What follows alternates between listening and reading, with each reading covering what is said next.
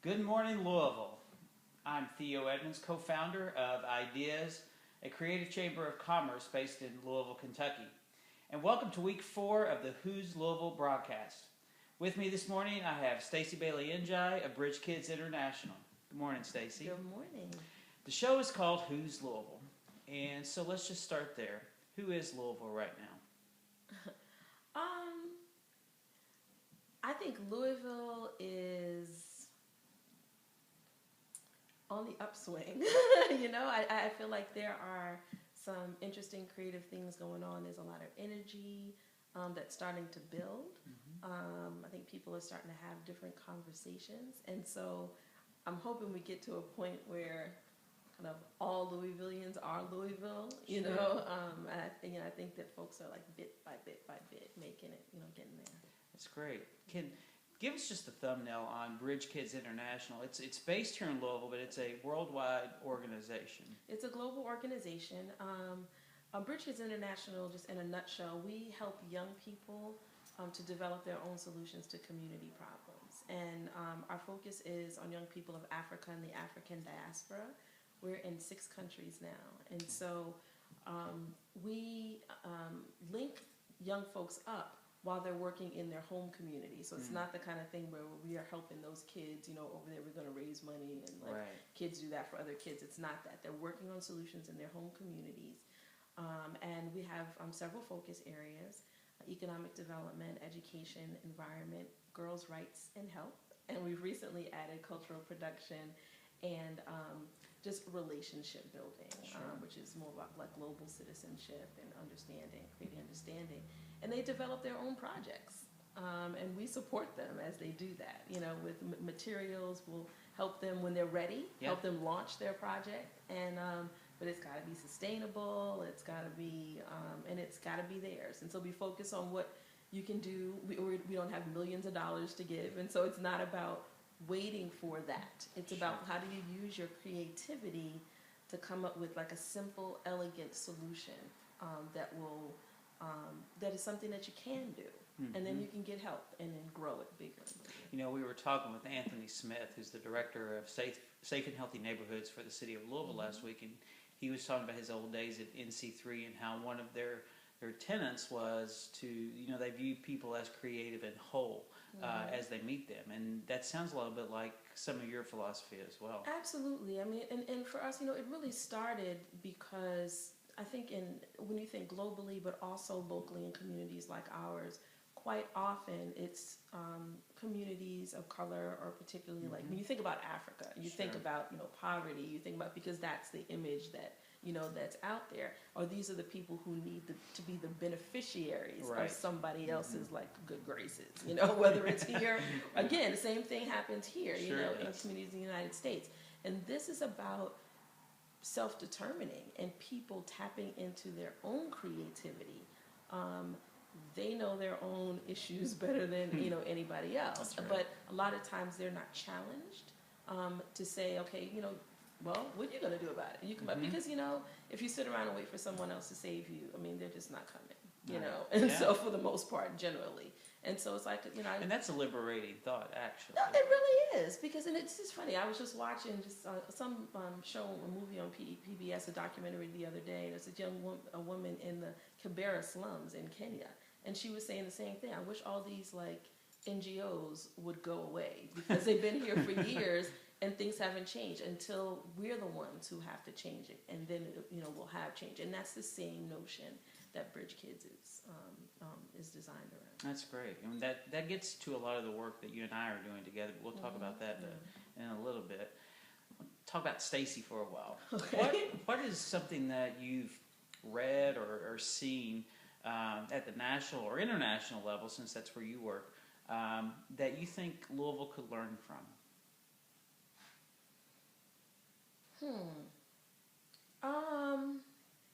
Well, you know what? The first thing that came to mind, there's this book, but it's the same concept that we're talking about. It's called When Rain Clouds Gather by Bessie Head, and it's set in it's Southern Africa. Wow, I'm blanking on the name of the country. Botswana. Okay. It's set in Botswana. And it's about, again, this community that's coming together around farming. It's about relationships and all that kind of Sure. stuff, but about what happens, in that community and kind of what it takes, and about Yeah. people deciding, that they are going to chart a course, different course for So their in lives. that book, what you talk about people deciding, is there something that is the crux of the book? What was the moment of decision? What was the moment where thinking about it became deciding? Can you Oh gosh, I pinpoint wish I that? could remember all of the. It's been a while since I've read it, but I've had my students read it too. That's how much, and I'm like, oh gosh, I wish I had said it now, but I don't remember all of the plot. But you know what? I do remember, like the problem solving that has to go on. Things just don't always go according to plan. Right. And I think that's it. Sometimes people get really discouraged by that. But it's about the daily, everyday kind of push toward change. Sure. And I think that's important for any community that's trying to change. But I think in Louisville, I think that's really it's important now because sometimes we tend to be a little reactive. Sure. Something happens and then we all Right. just everyone wants to kind of jump on the bandwagon Yeah. and change things. But it's that steady, kind of everyday intentional push. Yes. I think that makes a difference in the long run. Another thing on that note that I've noticed too, and is that in the U.S. particularly, because of the way our educational system is structured and other things, we've made failure a dirty word. Right? It's that's like true. people will go to great lengths to hide failure from others. Yeah. And in the startup entrepreneur world, failure is viewed as a necessary thing. Right. You're never going to get there without it. What are you seeing are some of the differences maybe in how some of the network that you work with in, say, Africa, how do they view failure differently maybe than we do in the U.S.? Or do they? I mean, I just see. Okay, here's the thing. I think what I've learned. Someone made this comment that made so much sense to me. They said your mindset when you live in a world where you flip on the light switch and you're not sure if the lights are going to come on is very different from your mindset if you live in a place where you flip on the light switch and the lights always come on. And so things are a little less predictable. And there are things that are in the developing world, and there are things that are clearly out of your control, And so what it is, and so failure or things not going according to plan, let's put it that way, is part of, everyday life. And so it's about it's the creativity that comes into it to figure out, okay, well, what can we shift? Like, how do we pivot? What can we do? I mean, because it's just the resources aren't always there. Things happen. Things happen. Yes. And so and you keep trying and you keep pushing. And I think that's you got to be comfortable with that. But I think here, like I said, in this country, and I think other probably more developed countries too. I think you think you have, because you have all this access, and there's the story, the ethos of America, that you can come up from nothing, like pull yourself up by your bootstraps and like be a success, and we value success, as if it's a part of character, just because somebody's rich, they must be a good person or something like that. So when you're in that environment, I can understand why failure, is part of that, and you can also be.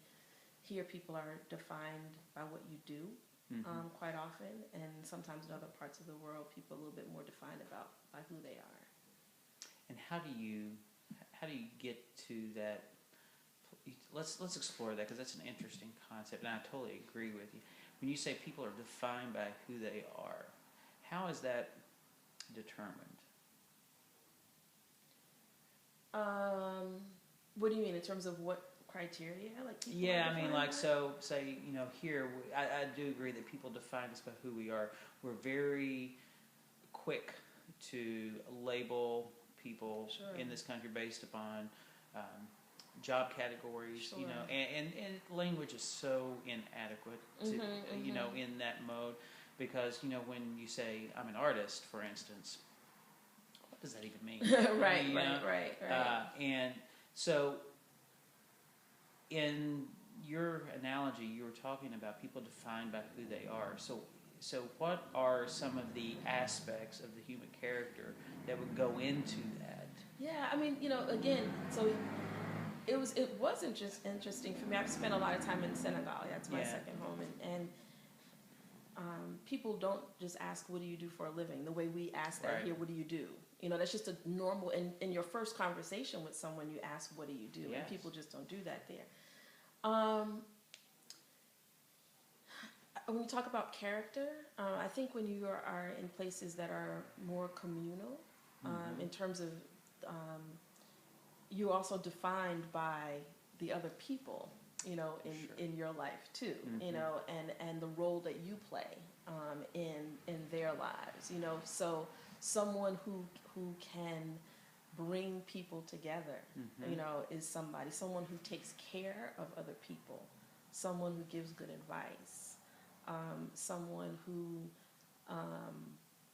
you know, the one that you call on in the conflict, you know, someone who leads in that way. But quite often, like, you know, hospitality is very important. Someone who is welcoming, who I keep this term in my head is like who gathers people, and sort of makes things run smoothly. And then there's the people who, you know, the movers and the shakers, you know, who get things going.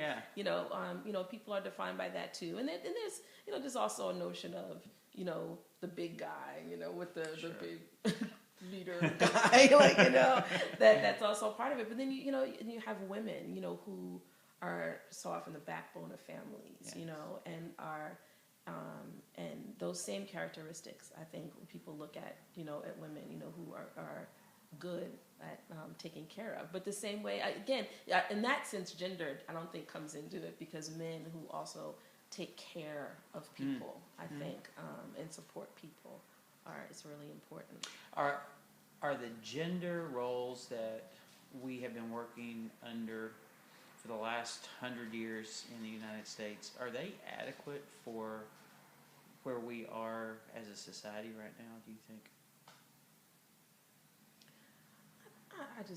I still don't think we get gender, you know, right, because, you know, there's a lot of talk, and people talk about this a lot, but, you know, for people to have choices, it's just really, really difficult, because I think for women, you know, we're still defined by the traditional roles, no matter what, no matter who you are. You know, get into a relationship. I mean, you gotta, like, you know, you still gotta deal with all of that stuff. You know, I mean, it's just, and, you know, and hopefully, you know, you're with a guy who is generally trying to work it out, because it doesn't mean that, you know, they get it. The stuff still comes up. And I think if you are, you know, a leader as a woman, a successful, you know, woman, or one of those movers and shakers, it's still not easy, because at the end of the day, we know women still aren't paid the same amount as men, and so it's the way society is looking at you. It's what's going on in your personal life, and it's how, you know, we look at ourselves too. You know, because if you can't get it all done and get it all right, you know, you feel like you're failing in some way, you know. And so I think, you know, women, we're still suffering by having to be everything, you know, at the same time. And I think it's just unsustainable. I mean, it's just you can't do all of that, I think. I mean, people do it, you know, people do it, but it's just at what cost is, you know, is really the thing. What are some of the most beneficial things that you think are being discussed at the national level in the U.S. right now that we could be discussing better here in Louisville?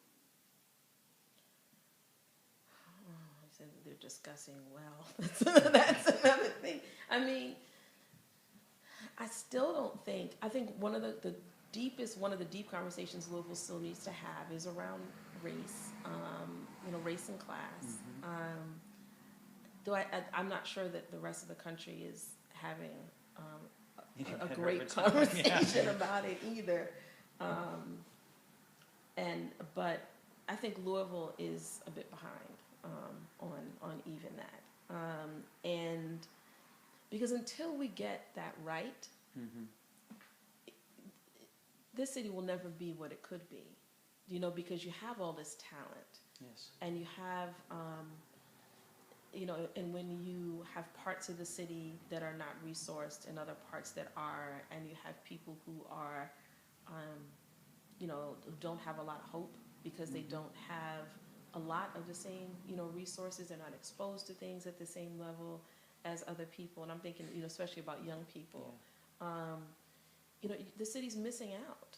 You know, and I think it's an embarrassment. You know what I mean? For you to talk about, you talk about all this, you know, great development that's going on in some part of the city, and if someone who was say visiting were to drive, you know, Yes. just a few miles, you know, where you know you see the difference. I mean, it just shows to me, you know, a lack of real creativity, because I think there's some so real too, interesting, because I do think, and when we talk about other conversations, when you're talking about neighborhoods and what I think some cities are trying to do some different things around, you know, what that means, Give me an and building example of community. Well, we had an event when I was working at the Muhammad Ali Institute. The Cleveland Foundation was there, and as one of the presenters, and they were talking about what they were trying to do in terms of developing, you know, in a sort of a smarter way. And it wasn't, you know, it was them. I'll give you an example. Okay, she brought this up, and this is someone from the Cleveland Foundation, you know, so that, you know, and I can't remember her name for the moment, but she was saying that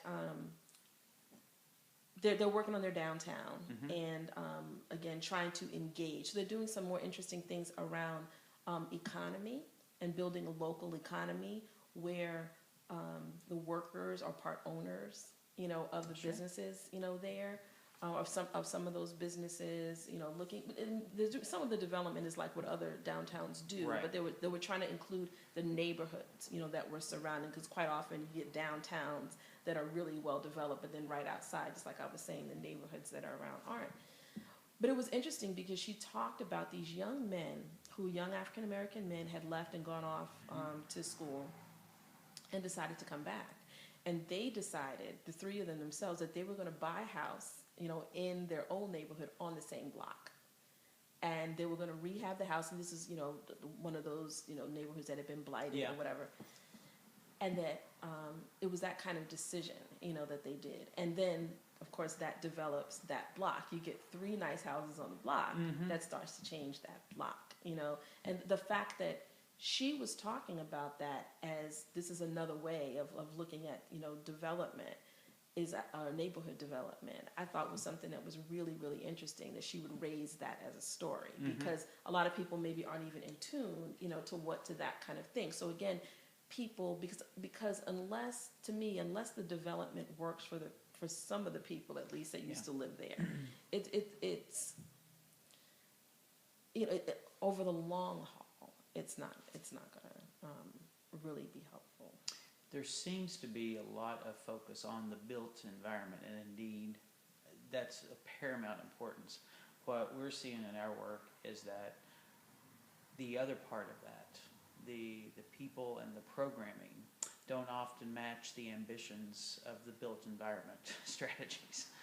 And so what are some of the things that you've seen in your work where there's that balance between the built environment and then the programming that's robust to match it?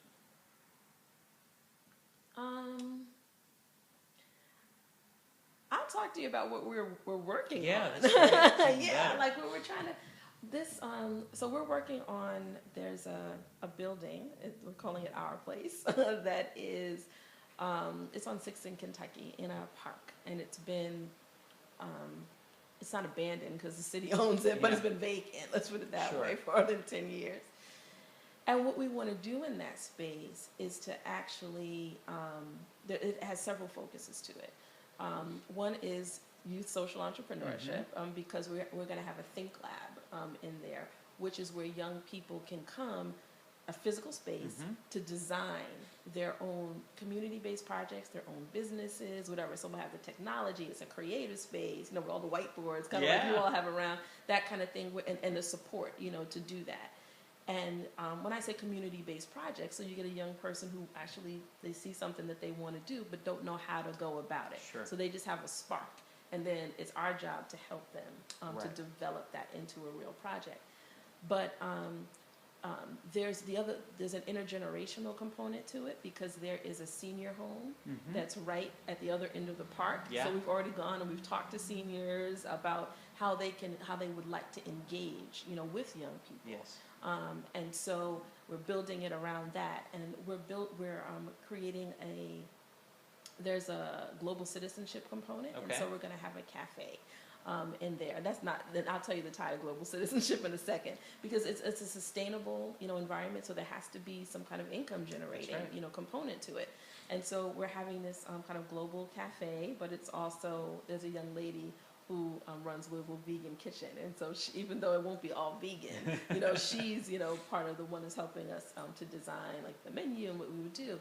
But the idea is to engage with either immigrant or refugees or the international community here in the city who are caterers. And it's a growing community. Yeah, absolutely, who are caterers, because there's a lot of people who don't necessarily have their own restaurant or something like that, but when there are these huge community functions, somebody's cooking that food, and so have this rotating menu, that would engage, those caterers, and so you have this wonderful international menu that's part of that, and it would be a breakfast and lunch cafe, and at the end of the day, at the end of lunch, a community space.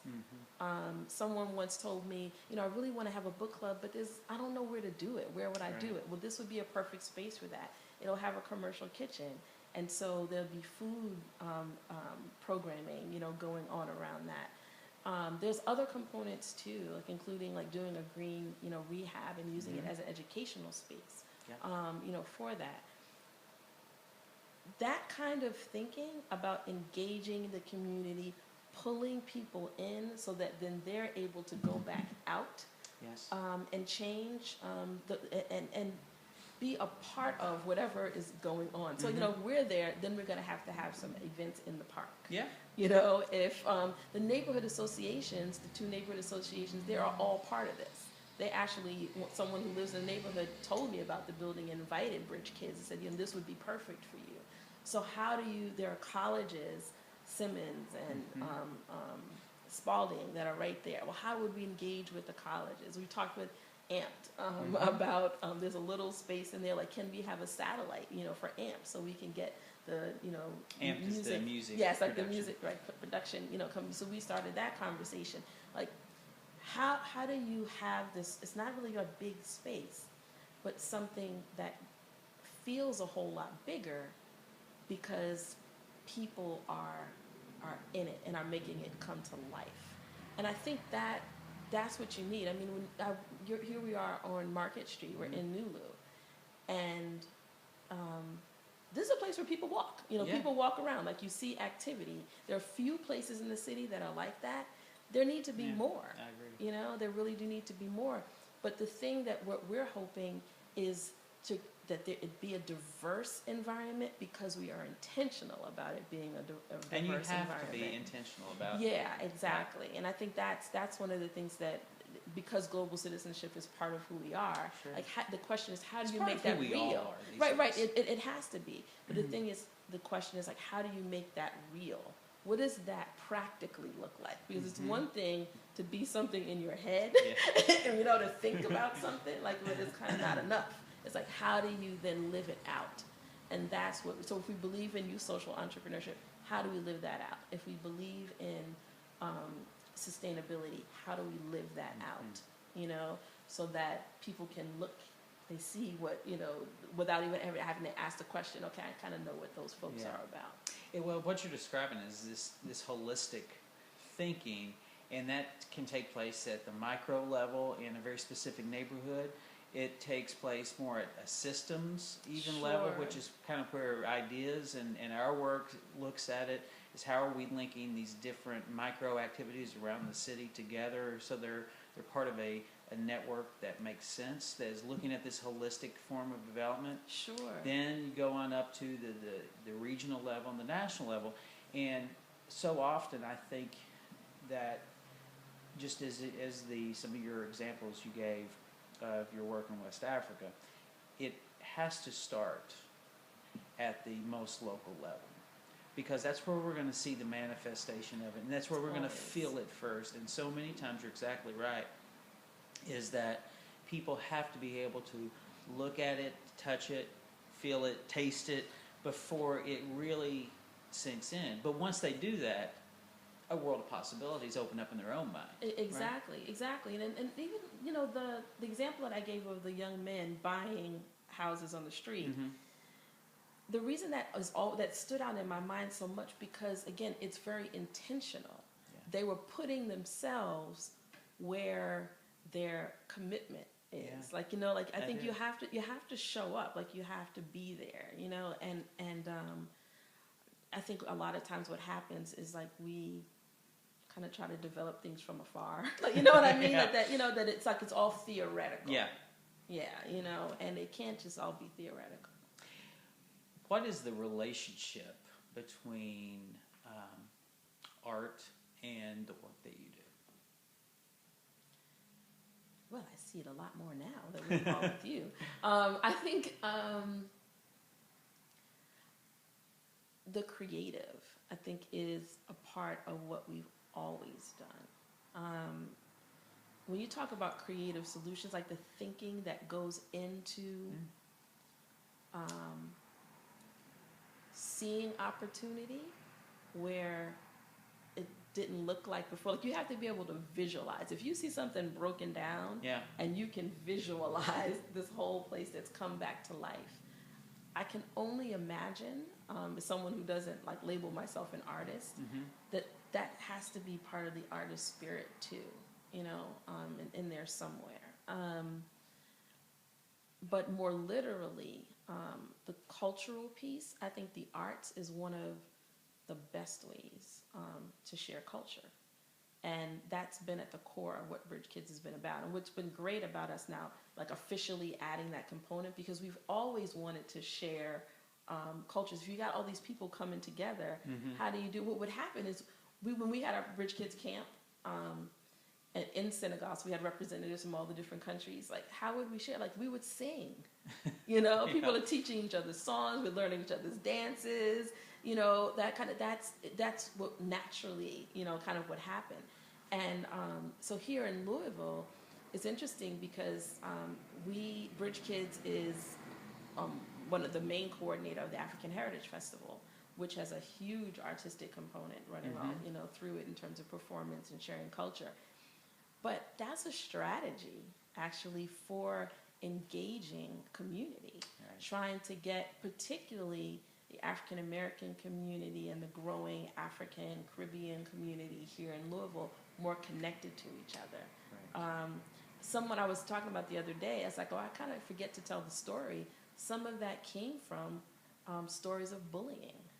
Actually, yeah, because... Can you talk a little bit more about that? Yeah, just in working with some young folks who we were asked to... It's interesting, just the connections that happen. We have a Bridge Kids group in Rwanda, and there's a community here. They have some family, actually, that are here in Louisville. That's how we met the folks in Rwanda. Anyway, long story. But she said, well, I know what you're doing, you know, back, you know, home in Rwanda. Our teenagers, we're having some issues in our church. Could you maybe come and like work with our teenagers? And so we're like, okay, let's see if we can do that. I don't know. And so, but we ended up having these like discussions with the young folks, and they said like the folks who bullied them the most in school, like who teased them, all of that, were African Americans. And that broke my heart, you know, and I know that because I know that even from my other work that I would do in New York and stuff. But, and a lot of that, there are a lot of reasons for that. First of all, people are in close proximity, and so they're the ones. But, so there are a lot of reasons for that, internalized racism, all that kind of stuff too. But that should not be the case. And so for me as an African American, that's, first of all, my heart breaks, for the kids who are going through it. And then as an African American, that's just unacceptable. If anybody should be welcoming them, first it should be, us. Right. But our relationships, because of our history, are not been developed. And so the idea for the African Heritage Festival actually came out of that. Well, how can we create some ways for people to work together in the city, to get to know each other, to celebrate each other? And now we're on our third year of the African Heritage Festival. And the next one is already being planned for September 12th, but now it's going to be September 11th and 12th. We're adding another day. We're starting on the Friday. Now we just decided that last week. And so it's growing. There's a sports, we have a whole sports tournament. Oh, that's great. Yes, there's a whole soccer piece. So, if you want to get folks from the international community. You better have soccer. Yeah, right, exactly. And get the men involved too, But it's a day, now a day plus. Tons of great, amazing performance that goes on that day. That's why I actually know Lance that we work with and Roots and Wings. Lance Newman, who's the poet. Exactly. So he does that, and some of the other young people in Missouri, they perform there. I mean, and great food and vendors and and stuff for kids. I mean, it's just good fun festival stuff. Yeah. But it has the focus is on Africa, the African diaspora, here in the city. And so, what is the most important, or one of the most important things for people who are interested in supporting community development work in West Louisville, but who might not be African American or be from some of the traditions of some of the communities that are there? How would you recommend that someone go about, maybe who's in, I don't know, say, out in East Louisville or somewhere, who doesn't come from a life experience that is where they have been part of a larger African American community? What's some of the ways that they can begin to plug in to some of this work and supporting it? I think you have to come humble. I think you have to come clear in yourself that you don't know everything that's going on, that you don't have the answer to fix it, and because that's the worst, because people come and go. People always, there are all kinds of programs, that come and go. And that's because that's disrespectful. Yes, and I think, and come willing to learn, and be with people and expect to find. I think our expectations are really, really, really important. Expect to find not just struggle, but expect to find triumph. Right. And exactly. And expect to find people who care about their communities that are there, that you don't see on the news, every day. And then, be ready to roll up your sleeves and work alongside people. I mean, if you feel like you need to be the one in the lead, then you probably should stay home, honestly. Yeah. But I think if you're ready to roll up your sleeves, I'll give you a great example of that.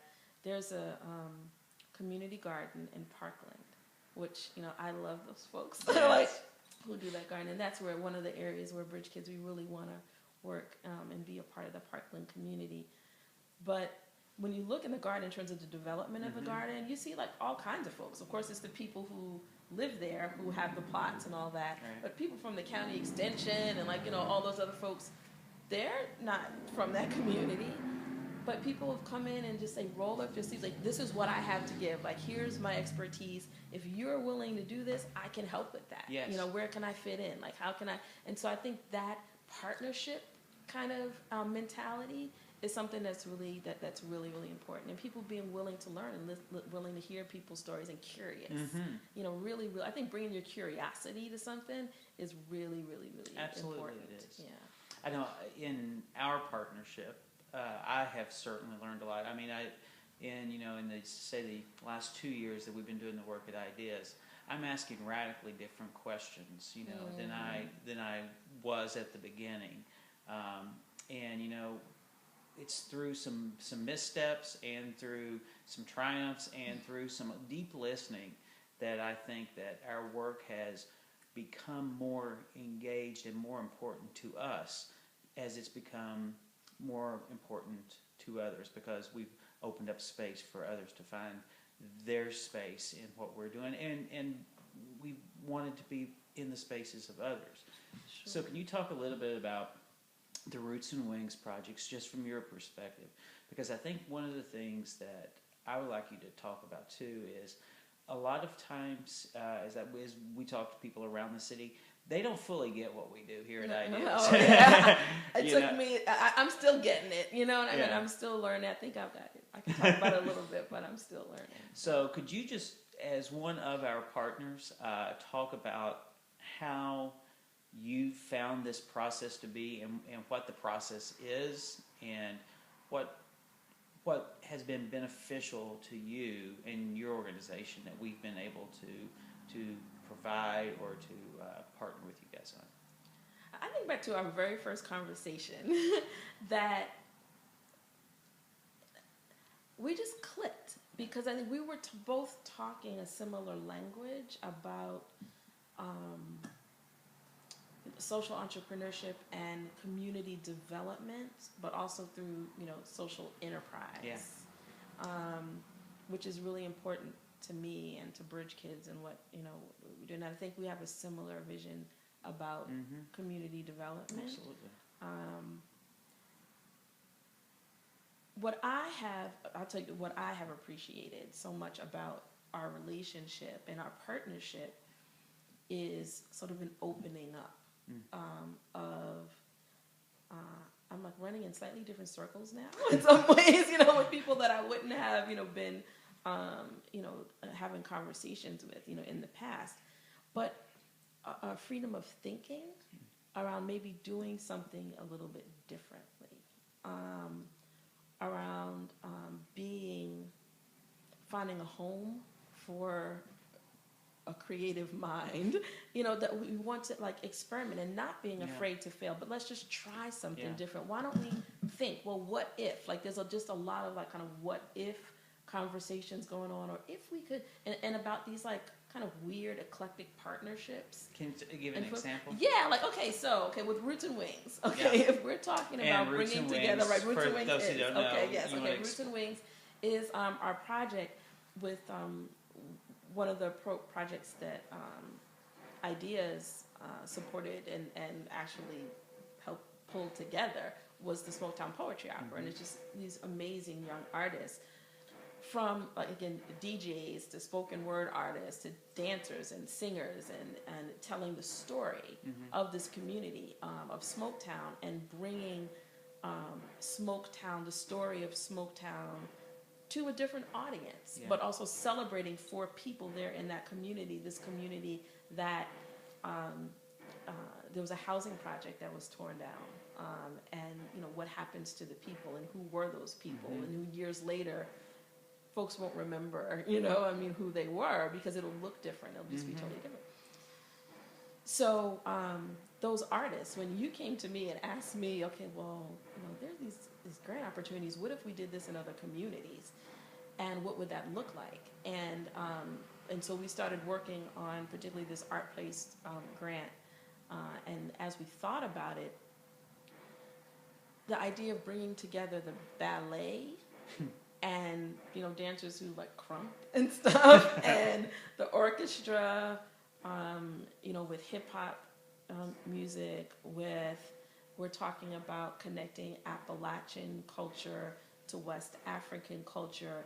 Because there is a connection. There is a connection, and one of those deep connections of the banjo is actually to the part of West Africa that I know best. Senegal, Gambia, kind of that area, and telling a different story, even rewriting, or not even rewriting, but actually sharing a narrative that's different. So when you talk about the neighborhoods, the zones of hope neighborhoods, Shawnee, California, Newburgh, Russell, and I'm leaving somebody out.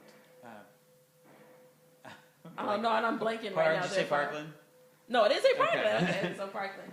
And when you talk about, these are Kentucky neighborhoods in Louisville, Kentucky, Yeah. and all part of that all goes into, who makes up those folks and telling a different story other than when people think of Kentucky, they pretty much think of like hillbillies, and so, but there are there are many, many other stories that have made, this place what it is, and you can't fully talk about Kentucky, without, when you're leaving groups out. And so this is a way to kind of have those neighborhoods retell their stories as these young artists go into those neighborhoods and work, and they're gathering the stories Right. of people. But when you're gathering stories, they're going to be working then with that community to give those stories back to the community. And I like to think about it as like reintroducing those neighborhoods to themselves and to the people that are there. So you're talking about what's going on in the past as well as contemporary stories. And so if you imagine these young people doing that over the course, so you're putting two artists, so it could be a dancer and a poet, Right. And they're working in community centers that could use some And help. animating those spaces in the community centers. Exactly. Because, when I think of art, honestly, in community centers, generally I think of like kids coloring or painting their pictures. So this is like this is bringing something different and a Right. different way of thinking. And hopefully as they work in that 6-month period, then the institutions themselves begin to think differently about what they can do. And hopefully at the end of it, beyond kind of expanding the narrative of the story of Kentucky to include the contemporary stories of not only of African Americans in West Louisville as much as the people in Appalachia, and the influences that have come from other lands and other places into making Kentucky what it is, I think is something that is a worthwhile endeavor, because the more we can see ourselves in our own home, the more powerful we become in our own voices. Absolutely. And then, because I think when we think about this process, I think, and when we explain what it is we're trying to do, it's also a mindset that these young folks are going to be coming into the community, with. And most of them are from Yes, the communities exactly, in are which from they'll these be working. communities. Yeah. But because of, I think, what Ideas does, you're talking about bridging business and the arts. I think I'm starting to see it already, even in them, and thinking like the notion that they should be paid, for the work that they do. Yes, absolutely. Is something I think that can be kind of revolutionary, for an artist, or even, a young person who does something because they love it, but to know that you can make a living out of it. As long as they're willing to put the work Sure, in. absolutely, absolutely. But to have that, to also create this supportive environment where that's valued. Yes. And I think when you're connecting their art to the ballet and to the orchestra and like those kinds of things that are valued here in the city, it raises everybody up. Because quite frankly, the ballet and the orchestra, I'm sure, could use some fresh, fresh look at what they're doing too. Yeah. And so I think it's good for everybody. But then when you bring the business side into it, then you begin to talk about community development, because you're talking about the individuals who are getting skills, and, for and the to community. be clear on that for those who are listening, when we talk about the business side of it, what we're talking about is for every person that's on stage, say in a production, there's someone who's selling the tickets. There's customer service that's involved. There's front of house, back of house. There's technical skills and running soundboards and light boards. All of that are transferable job skills that the arts can be a fabulous context for teaching those things. And then where those skills can be transferred to, it's pretty much across the board. You can take those skills and do a lot with those. And what would be amazing if at the end of this, you're talking 5 neighborhoods, right? All right. But what would it look like to have more of an arts infrastructure in those neighborhoods that does hire people, that does create income and resource and wealth, in those neighborhoods? It's good in the whole city. It's good anywhere else. They can take it anywhere. Yes. But what would it look like to use that as some of the fodder to develop in those neighborhoods? neighborhoods. So and if you're talking about developing neighborhoods, then you're learning about zoning. Then you're learning about what's going on with the rest of the plan for the city. You start asking different questions, and I think helping young people and helping them to begin to look at their place in the city Yes. as something different, that they should be asking those questions. They have a right to, Yes. and they have a right to get the answers too. That's right. And then they have a right to be part of the conversation, and they have a right then to help then be part of the decision making. Absolutely. And for those, and so we're all better off because exactly. And so we're talking about what we talk about. We start out talking as like an art based project becomes something a whole lot more, I think, over time. I think that's because we intend it to be that way from the very exactly, beginning. Exactly. The way I think about it is, if a city is a body, and you're not using a third of your body, you're not working at your full capacity. You really aren't. You really aren't. And you need. Louisville needs it. I mean, it really needs it, and it will take the city to a whole nother place in terms of the I don't know what the different classes of cities are, whatever. But there's already talk about Louisville being this great place to live. Well, it needs to be a great place to live for everyone. That's right. And then it becomes an even better or greater place to live. And on that note, I'm going to close out. Stacy, thank you for being here. Oh, it's a if pleasure. someone wants to get in touch with Bridge Kids International, the website is www.bridge-kids.org. bridge-kids.org. All right, thank you for being here. Thank you. Thank you for joining us today. We'll be back again next week at 8 a.m. on Wednesday. If you've heard the banging behind me today as we've been talking here, that is courtesy of the new bridge project. Louisville has a lot of really wonderful infrastructure projects going on today, and that is the banging of what will be a new bridge connecting us to the regional aspect of our city over in Indiana. So thank you again for being here today, and we'll see you next time.